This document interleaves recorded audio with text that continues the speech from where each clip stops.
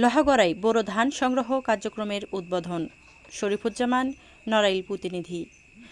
নড়াইলের লোহাগড়া উপজেলায় সরকারি খাদ্য গুদামে কৃষকদের কাছ থেকে সরাসরি বোরো ধান সংগ্রহ কার্যক্রমের শুভ উদ্বোধন করা হয়েছে।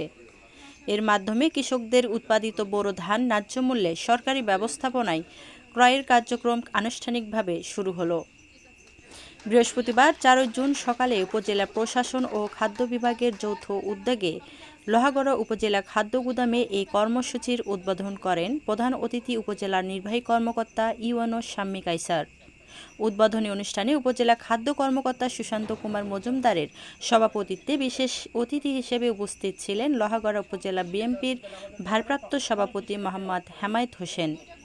এ সময় আরও উপস্থিত ছিলেন উপজেলা কৃষি কর্মকর্তা কৃষিবিদ মুনমুন সাহা, ভারপ্রাপ্ত কর্মকর্তা লোহাগড়া কৃপা সিন্ধু, পৌর বিএনপির ভারপ্রাপ্ত সভাপতি মোল্লা মোহাম্মদ নজরুল ইসলাম, সাংগঠনিক সম্পাদক এস.এ. সাইফুল্লাহ মামুন, নড়াইল 2 আসনের এমপির প্রতিনিধি ডাক্তার মাহবুব আলম, লোহাগড়া উপজেলা যুবদলের সভাপতি খান মাহমুদ আলম সহ উপজেলার প্রশাসন ও খাদ্য বিভাগের কর্মকর্তাবৃন্দ, স্থানীয় জনপ্রতিনিধি, কৃষক এবং সংশ্লিষ্ট ব্যক্তিবর্গ।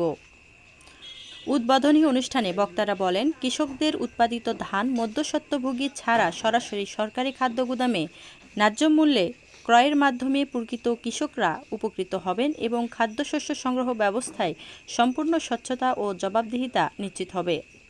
এই আনুষ্ঠানিক উদ্বোধনের মধ্য দিয়ে চলতি মৌসুমে লোহাগড়া উপজেলায় সরকারিভাবে বোরো ধান সংগ্রহ কার্যক্রমের গতিশীলতা শুরু হয়েছে।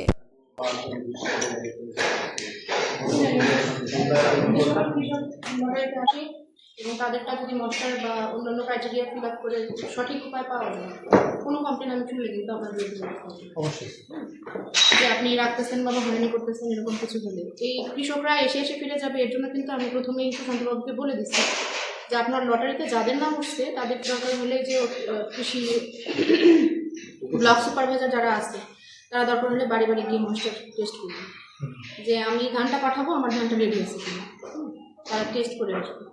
এখানে আসার পরে এসে বলবে যে আমি চলে আসছি, আমার ধানটা এখন নেওয়া হচ্ছে না বা মশলার টেস্টে সেটা অ্যালাউ করতেছে না, এরকম যেন না শুনে যায়। ঠিক আছে, এটা এনশিওর করবেন আপনি। স্যার আরেকটা কাজ করেছি, আমার নাম্বার ওর নাম্বার মৌদুসিলের নাম্বার আমি তার কাছে দিছি, বলছি আপনার সমস্ত লোককে জানাই দিন, যেখানেই হচ্ছে প্রয়োজনে আমরা তার বাড়ি যে চেক করে আসবো। স্যারকে আমি নাম্বার দিয়ে দিচ্ছি, আমি নাম্বার দিয়ে দিচ্ছি, আমাদের নাম্বার ইউনিয়ন পরিষদে আছে।